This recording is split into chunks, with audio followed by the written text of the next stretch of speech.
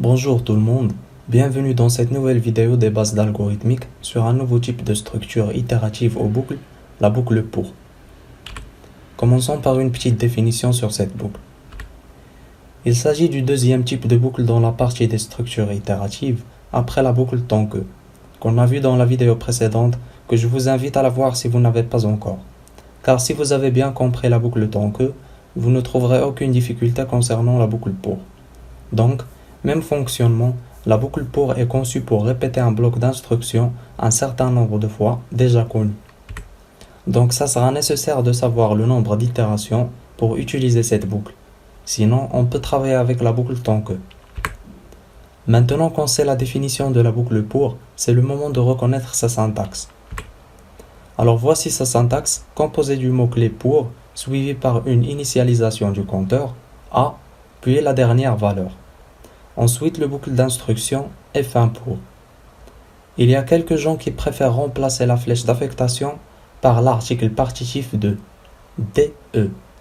Et comme j'ai déjà dit dans la première vidéo de cette playlist, que la façon d'écriture dans l'algorithmique n'est pas nécessaire. Ce qui est obligatoire est d'atteindre le même résultat final. Aussi, on peut également spécifier le nombre de pas avec qui on veut notre boucle s'avancer. Ça peut être 2, 3, 5 ou n'importe quoi. Comme les instructions conditionnelles, les instructions itératives aussi peuvent être imbriquées, car dorénavant, vous allez rencontrer pas mal de fois des cas où vous devez imbriquer deux ou plusieurs boucles à la fois, quand on est en train de parler des problèmes plus compliqués. Je vais vous montrer la différence entre un algorithme sans et avec utilisation d'une boucle. Donc voici le premier cas.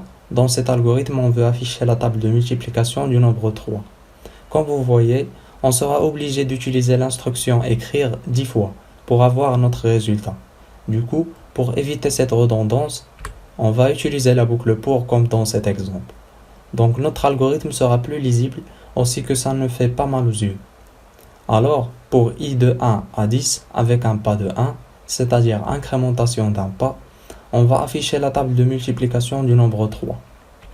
Maintenant, on va voir un petit simple exemple. On doit écrire un algorithme qui affiche le mot bonjour 10 fois.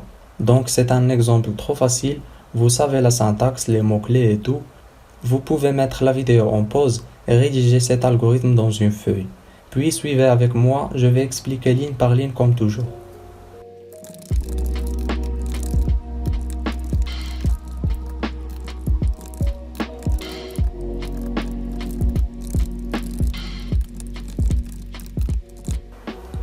Alors voici la solution de l'exemple.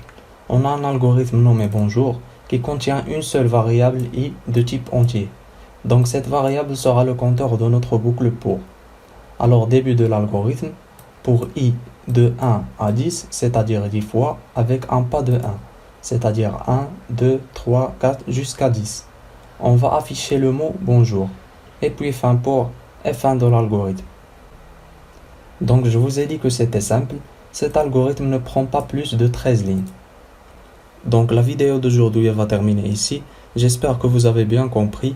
Partagez la vidéo avec vos camarades pour qu'ils puissent aussi comprendre s'ils rencontrent des difficultés concernant ce sujet.